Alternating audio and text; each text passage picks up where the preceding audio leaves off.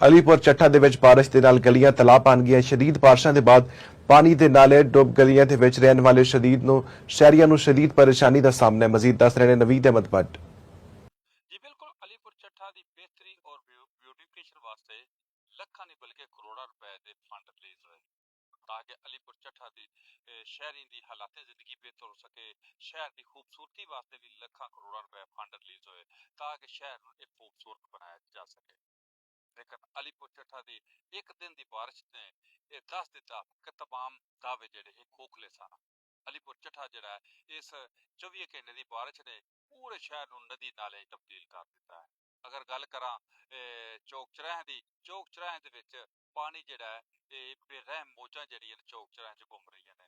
ਅਗਰ ਗੱਲ ਕਰਾਂ ਸੜਕਾਂ ਦੀ, ਸੜਕਾਂ ਦੇ ਉੱਤੇ ਇੱਕ ਤਾਲਾਬ ਦਾ ਮੰਜ਼ਰ ਪੇਸ਼ ਕਰ ਰਿਹਾ ਹੈ।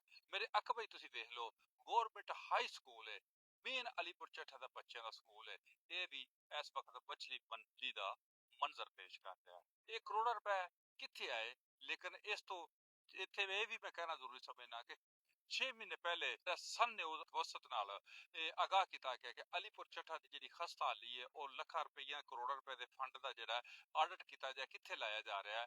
ਅਲੀਪੁਰ ਚੱਠਾ ਦੀ ਪਹਿਲੀ ਸਪੈਲ ਦੀ ਬਾਰਿਸ਼ ਨੇ ਬੜਾ ਕੁਝ ਲੋਕਾਂ ਨੂੰ ਕਹਿਣ ਤੇ ਮਜਬੂਰ ਕਰ ਦਿੱਤਾ ਹੈ।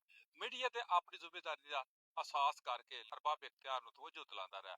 ਲੇਕਿਨ ਅੱਜ ਇਸ ਟਾਈਮ ਜਿਹੜੀ ਪੋਜੀਸ਼ਨ ਹੈ, ਨਾ ਤੇ ਅਰਬਾਬ ਇਖਤਿਆਰ ਕੋਈ ਜਵਾਬ ਦੇਣ ਵਾਸਤੇ ਤਿਆਰ ਨੇ ਔਰ ਨਾ ਹੀ ਕੋਈ ਅਥਾਰਟੀ ਜਿਹੜੀ ਹੈ ਇਸ ਗੱਲ ਦਾ ਕੋਈ ਜਵਾਬ ਵੀ ਦਿੰਦੀ ਹੈ। ਇਹ ਕਰੋੜਾਂ ਲੱਖਾਂ ਰੁਪਏ ਦੇ ਫੰਡ ਜਿਹੜੇ ਨੇ ਕਿੱਥੇ ਲੱਗੇ ਤੇ ਅਲੀਪੁਰ ਚੱਠਾ ਦੀ ਹਾਲਤ ਜ਼ਾਰ ਨੂੰ ਹੁਣ ਕਿਵੇਂ ਬਣਾਇਆ ਗਿਆ। ਮੇਰੇ ਨਾਲ ਸ਼ਹਿਰੀ ਮੌਜੂਦ ਹੈ, ਉਹ ਸ਼ਹਿਰੀ ਕੀ ਆਂਦਾ ਹੈ ਉਹਦੇ ਨਾਲ ਗੱਲ ਕਰਨੇ ਆ।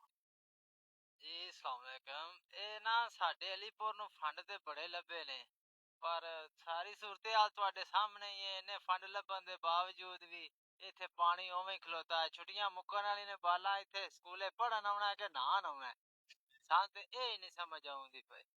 ਜੀ ਇਹ ਤੇ ਸ਼ਹਿਰੀ ਵੀ ਸਰਾਪਾ ਸਵਾਲ ਨੇ ਕਿ ਇੰਨੇ ਫੰਡ ਲੱਗਣ ਦੇ ਬਾਵਜੂਦ ਇਸ ਵਕਤ ਨਾ ਕੋਈ ਤਲੀਮੀ ਅਦਾਰਿਆਂ ਦਾ ਕੋਈ ਹਾਲ ਹੈ ਤੇ ਨਾ ਦੀਗਰ ਜਿਹੜੇ ਨੇ ਅਦਾਰੇ ਨੇ ਉਹ ਵੀ ਇਸ ਤਰ੍ਹਾਂ ਹੀ ਹੱਕਨਾਨ ਨੇ। ਹੁਣ ਵੇਖਣਾ ਹੈ ਵੇ ਕਿ ਜਿਹੜੇ ਸਹਿਬੇ ਇਖਤਿਆਰ ਨੇ ਜਾਂ ਅਰਬਾਬ ਇਖਤਿਆਰ ਨੇ ਇਸ ਚੀਜ਼ ਦਾ ਨੋਟਿਸ ਲੈਂਦੇ ਨੇ ਜਾਂ ਅਲੀਪੁਰ ਚੱਠਾ ਨੂੰ ਇਸ ਤਰ੍ਹਾਂ ਹੀ ਬੇਯਾਰੋ ਮਦਦਗਾਰ ਛੱਡ ਕੇ ਇੱਕ ਨਵਾਂ ਲੋਲੀਪੌਪ ਦੇਣ ਦੀ ਕੋਸ਼ਿਸ਼ ਕਰਦੇ ਨੇ।